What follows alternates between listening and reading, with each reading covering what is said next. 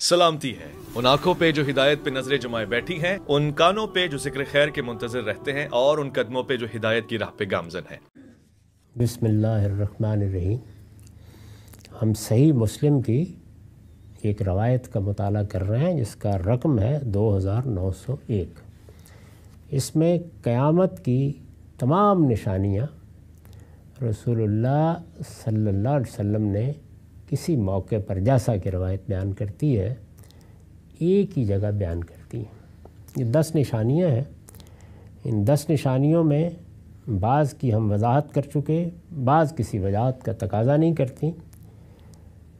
مسیح علیہ السلام کے نزول کی نشانی کا ذکر جس طرح روایت میں ہوا ہے اور پھر اس میں کچھ اختلافات ہوئے ہیں، ان سب پر گفتگو ہو چکی ہے۔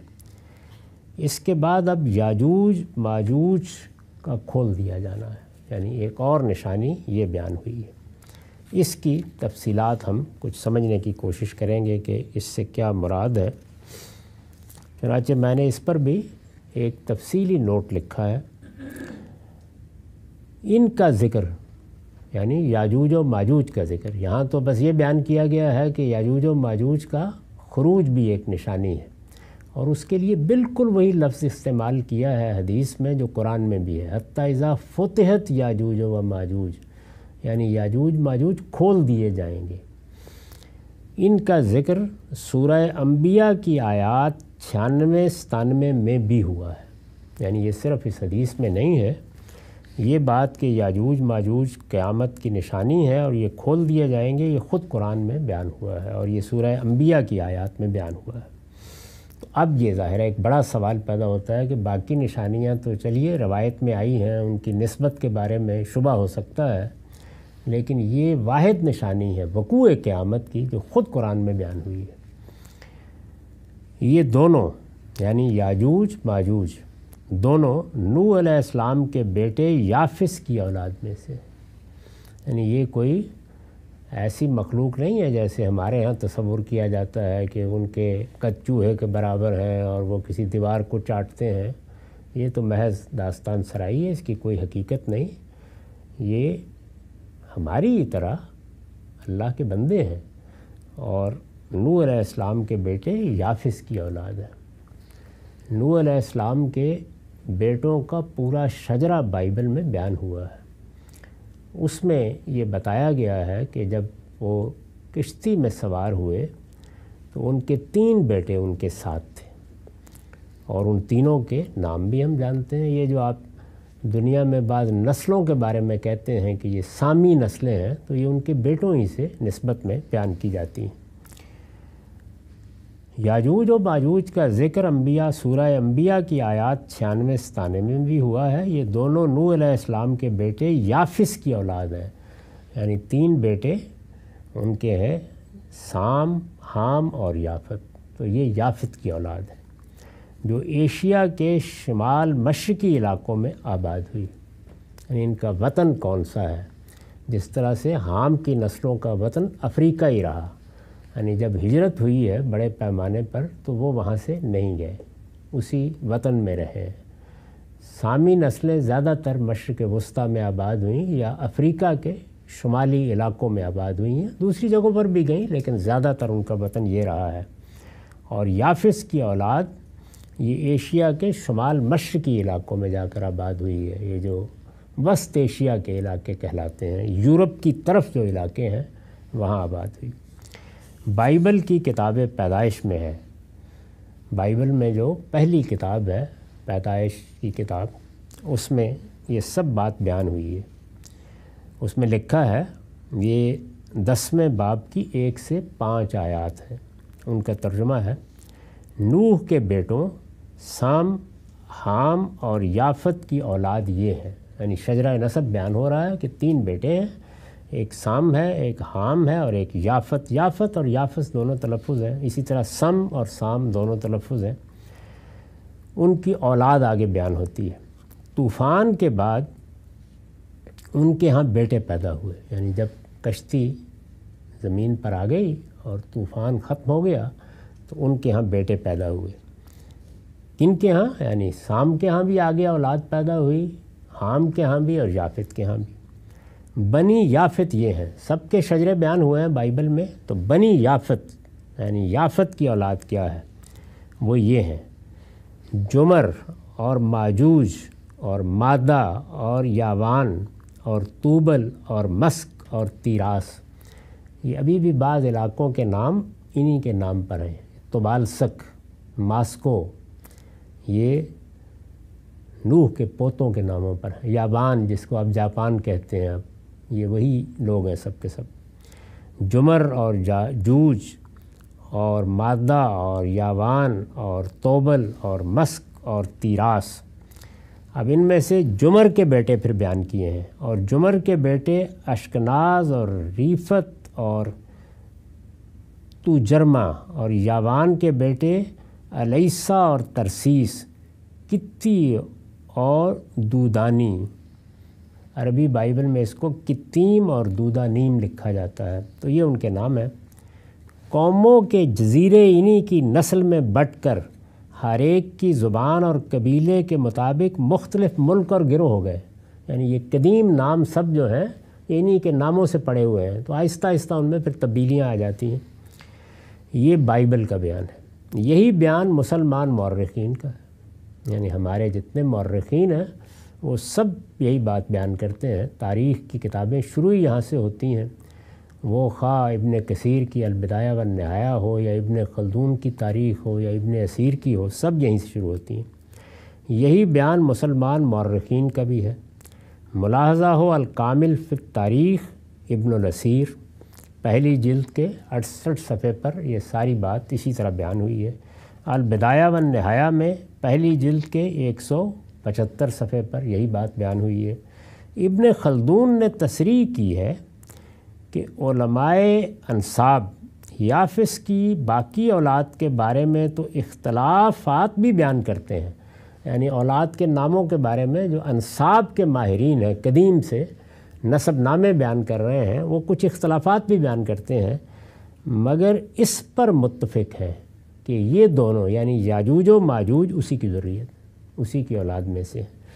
خود تاریخ ابن خلدون میں ابن خلدون کی تصریح کے الفاظ ہیں، دوسری جلد میں 10ویں صفحے پر: وَأَمَّا یافس فَمِن بَلَدِهِ تُرْک وَالسین وَالسَّقَالِیَہ وَیاجوج وَماجوج بِاتِّفَاقٍ مِّنَ النَّسَّابِین۔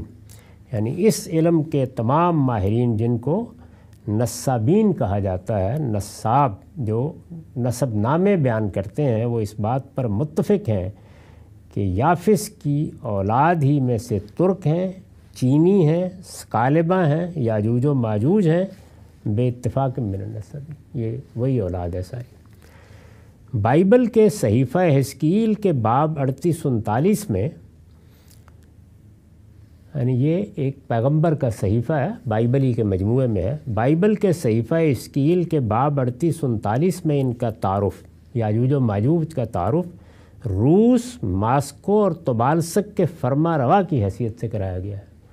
یعنی اس وقت، اس زمانے میں ان کی فرما روائی تھی اس علاقے پر۔ بعد میں یہی ہیں، یعنی انہی کی نسلیں ہیں، بعد میں یہی ہیں جو تاتاری، ہن، منگول اور ستھین کے ناموں سے بھی مشہور ہوئے۔ بعد کی نسلوں میں پھر الگ الگ نام پڑھنا شروع ہوئے۔ چنانچہ اسرائیلی مورخ یوسیفوس ان سے مراد ستھین قوم لیتا ہے، یعنی وہ اصل میں جب ستھین کہتا ہے تو انہی کے بعد کی نسلوں کا نام مستعار لیتا ہے۔ اور جیروم کا بیان ہے کہ ماجوج کاکیشیا کے شمال میں بحر خزر کے قریب آباد تھے، وہ ان کا علاقہ یہ بتاتا ہے۔ یہ مختلف بڑے مورخین ہیں جنہوں نے دنیا کی تاریخ لکھی ہے۔ پھر یہ بھی معلوم ہے کہ انہی کے بعض قبائل یورپ پہنچے اور اس کے بعد ان لوگوں میں شامل ہوئے جنہوں نے امریکہ اور آسٹریلیا کو آباد کیا۔ یوحنا عارف کا جو مکاشفہ بائبل کے آخر میں نقل ہوتا ہے، ان کی روح سے، اس کی روح سے، یعنی یہ تو حزقیل کا بیان تھا یا مختلف مورخین کا، اس کے بعد آخر میں، بائبل کے آخر میں یوحنا عارف کا مکاشفہ ہے، اس کی روح سے ان کے خروج کی ابتدا، یعنی کب ہوگا ان کا خروج۔ خروج کا مطلب یہ ہے کہ یہ دنیا میں اپنی جگہ پڑے ہیں، ان کی سلطنتیں قائم ہیں، بادشاہی کر رہے ہیں، دنیا میں نکلیں گے ایک غلبہ رکھنے والی قوم کی حیثیت سے۔ تو وہ کب ہوگا؟ تو اس سے یہ معلوم ہوتا ہے کہ ان کے خروج کی ابتدا نبی صلی اللہ علیہ وسلم کی بعثت کے 1000 سال بعد کسی وقت ہوگی۔ اس میں بالکل تعین کے ساتھ رسول اللہ کا ذکر کیا گیا ہے، اور پھر بتایا گیا ہے کہ 1000 سال اس کے بعد یہ خروج شروع نہیں ہوگا، 1000 سال کے بعد ہوگا، جس کے آخر میں یہ زمین کو چاروں طرف سے گھیرے ہوئے ہوں گے۔ یعنی آخر میں پھر کہاں تک نوبت پہنچ جائے گی کہ بالکل یہ مشرق وسطیٰ کا علاقہ سینڈوچ بن جائے گا، اور یہ چاروں طرف سے گھیرے ہوئے ہوں گے۔ ان کا فساد جب انتہا کو پہنچے گا تو ایک آگ آسمان سے اترے گی اور قیامت کا زلزلہ برپا ہو جائے گا۔ یہ یوحنا عارف کا بیان ہے۔ یہ بیان آگے کس طریقے سے نقل ہوا ہے، پھر اس بیان کے بعد کیا پہلو ہیں جن کی طرف توجہ کرنی چاہیے، اس پر اگلی نشست میں بات کریں گے۔ بسم اللہ الرحمن الرحیم۔ ہم صحیح مسلم کی ایک روایت کا مطالعہ کر رہے ہیں جس کا رقم 2901 ہے۔ اس میں قیامت کی علامات بیان ہوئی ہیں۔ ان علامات قیامت میں بہت سی علامتوں کو ہم سمجھنے کی صحیح کر چکے ہیں، اور میں نے اس میں اپنا نقطہ نظر وضاحت کے ساتھ بیان کر دیا ہے۔ پچھلی نشست میں ہم یہ دیکھ رہے تھے کہ یاجوج و ماجوج کے کھول دیے جانے سے کیا مراد ہے، اور یاجوج و ماجوج کون ہیں۔ اس میں بات یہاں تک پہنچ گئی تھی کہ یاجوج و ماجوج کے بارے میں تو مورخین بھی یہی بتاتے ہیں، بائبل میں بھی یہی بیان کیا گیا ہے کہ یہ وسط ایشیا کی اقوام ہے، اور یہ یافس کے بیٹے ہیں، یعنی یافس کی اولاد ہیں، اور یافس سیدنا نوح علیہ السلام کے تیسرے فرزند کا نام ہے۔ سام، حام اور یافس، یہی 3 ہیں جن کی نسل پھر دنیا میں پھیلی ہے۔ حام کے بارے میں نے عرض کر دیا کہ وہ زیادہ تر افریقہ ہی میں رہے جہاں سے انسانی زندگی کی ابتدا ہوئی ہے، اور سامی نسلیں اصلاً مشرق وسطیٰ میں آباد ہوئیں، اور انہوں نے دور قدیم کی بڑی بڑی سلطنتیں بھی قائم کیں۔ باقی دنیا میں بھی ہجرت ہوتی رہی۔ یہ لوگ یعنی یافس کی اولاد زیادہ تر وسط ایشیا میں آباد ہوئی۔ مورخین ان کا علاقہ بھی بیان کرتے ہیں، ان کی مختلف قوموں کا بھی ذکر کرتے ہیں۔ آگے ان کی اولاد جس طرح مختلف علاقوں میں پھیلی، اور اب بھی ان کے آثار ان ملکوں کے ناموں کی صورت میں موجود ہیں، یہ سب بیان کرتے ہیں۔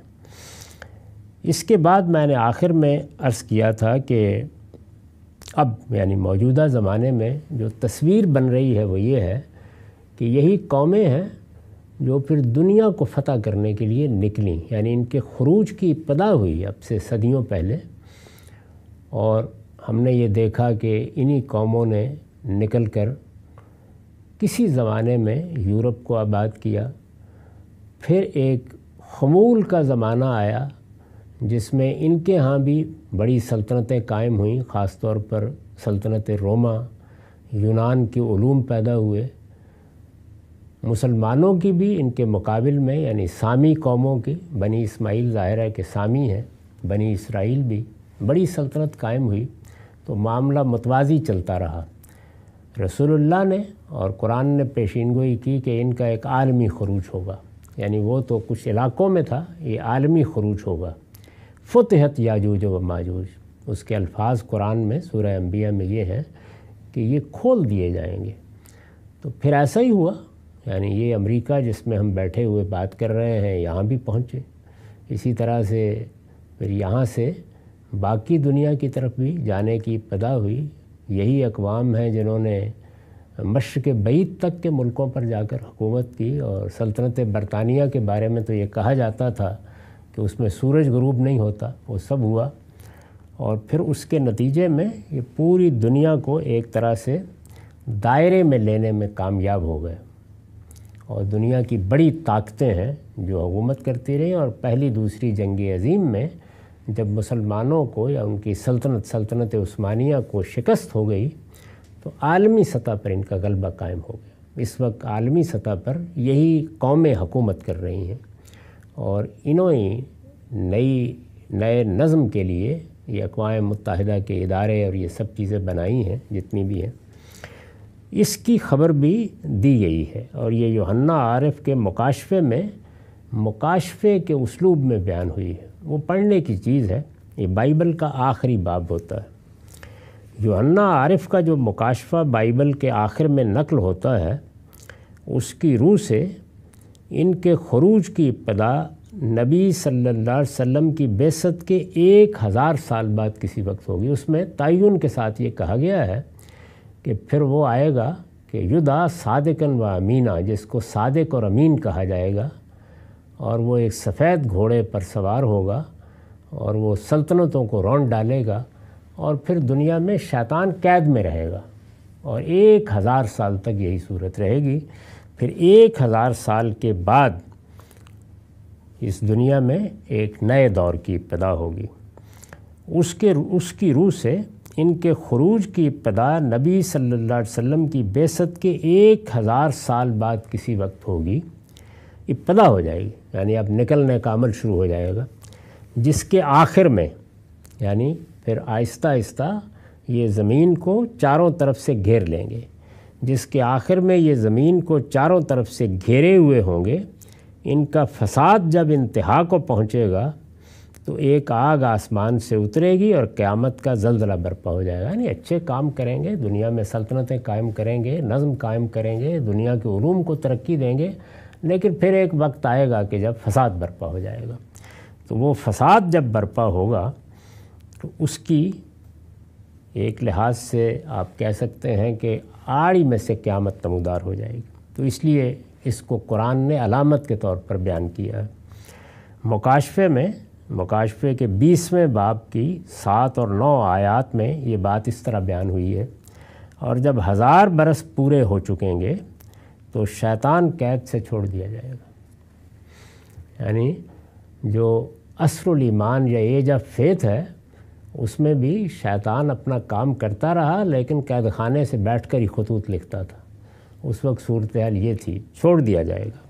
اور ان قوموں کو جو زمین کی چاروں طرف ہوں گی، یعنی جوج و ماجوج، گمراہ کر کے لڑائی کے لیے جمع کرنے کو نکلے گا۔ ان کا شمار اس وقت، یہ قومیں کتنی بڑی تعداد میں ہوں گی، ان کا شمار سمندر کی ریت کے برابر ہوگا، اور وہ تمام زمین پر پھیل جائیں گی۔ یعنی پوری دنیا میں جب وہ آخری فساد برپا ہوگا تو ان کا غلبہ قائم ہو جائے گا۔ غلبہ ایک تو وہ ہے جس کی تصویر ہم پچھلی صدیوں میں دیکھ چکے ہیں، جو اس وقت بھی ایک دوسرے انداز سے قائم ہے، لیکن معلوم ہوتا ہے کہ ایک فساد کی صورت میں یہ چیز پیدا ہو جائے گی، اور مقدسوں کی لشکرگاہ اور عزیز شہر کو چاروں طرف سے گھیر لیں گی۔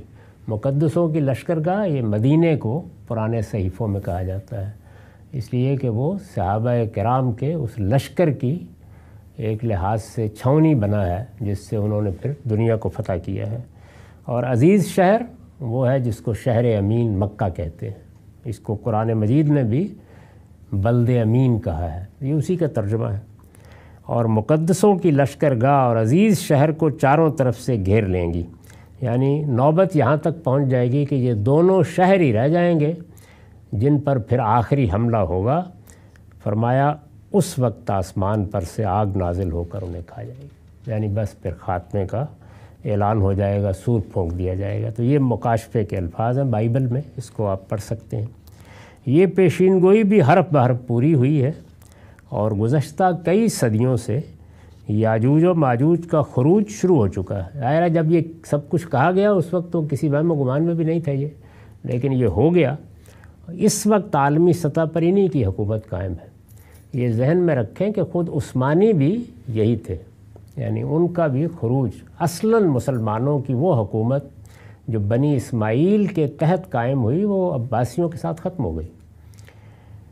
اس وقت عالمی سطح پر انہی کی حکومت قائم ہے، اور ان کا یہ خروج مختلف مراحل سے گزرتے ہوئے اب اپنے عروج کی طرف بڑھ رہا ہے، یعنی وہ عمل جاری ہے اور معلوم نہیں کب تک جاری رہے گا۔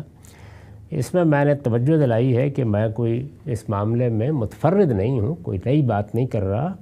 اس کی تفصیلات کے لیے آپ علامہ انور شاہ کشمیری کی فیض الباری دیکھ سکتے ہیں، اسی طرح ابوالکلام آزاد کا ترجمان القرآن دیکھ سکتے ہیں، سید ابواللہ مودودی کی تفہیم القرآن دیکھ سکتے ہیں، سب اہل علم اس کو اسی طرح بیان کر رہے ہیں۔ اس کے بعد ایک آخری نشانی بیان ہوئی ہے، اور وہ یہ کہ آخر میں یمن میں ابین کے شہر عدن کے گڑھے سے ایک آگ نکلے گی جو لوگوں کو ہانک کر ان کے محشر کی طرف لے جائے گی۔ اس پر میں نے لکھا ہے کہ یہ وقوع قیامت کی پہلی اور تمام نشانیوں میں آخری نشانی ہے، جس کے بعد وہ ہوا چلے گی جو لوگوں کو اٹھا کر سمندر میں پھینک دے گی۔ اس ہوا کو آخری نشانی غالباً اس لیے نہیں کہا گیا کہ نشانی سے زیادہ ان لوگوں کے لیے گویا خود قیامت کی ابتدا ہے جو اس کے نتیجے میں سمندر کی نظر ہو جائیں گے، خاتمہ ہو جائے گا۔ اور اس کے بارے میں جو آخری الفاظ روایت میں آئے تھے وہ یہ تھے، یہ آگ جہاں لوگ رات گزاریں گے ان کے ساتھ وہیں رات گزارے گی، اور جہاں وہ قیلولہ کریں گے ان کے ساتھ وہیں قیلولہ کرے گی۔ مطلب یہ ہے کہ ان کا پیچھا نہیں چھوڑے گی یہاں تک کہ انہیں ہانک کر محشر میں لے جائے گی۔ تو آخر میں یہ ہوگا۔ یہ 10 نشانیاں ہیں، یہی بیان ہوئی ہیں، انہی کی باقی روایتوں میں تفصیلات ہیں، ان سے زائد کوئی چیز نہیں ہے۔ یہ 10 نشانیاں رسالت مآب صلی اللہ علیہ وسلم کی نسبت سے بیان کی گئی ہیں۔ اگر یہ نسبت درست ہے اور اس میں کسی قسم کا اختلاط نہیں ہوا تو یہ اسی طرح پوری ہو جائیں گی جس طرح قرب قیامت کی وہ دونوں نشانیاں پوری ہو گئی ہیں جو اس وقت ہم اپنی آنکھوں سے دیکھ رہے ہیں۔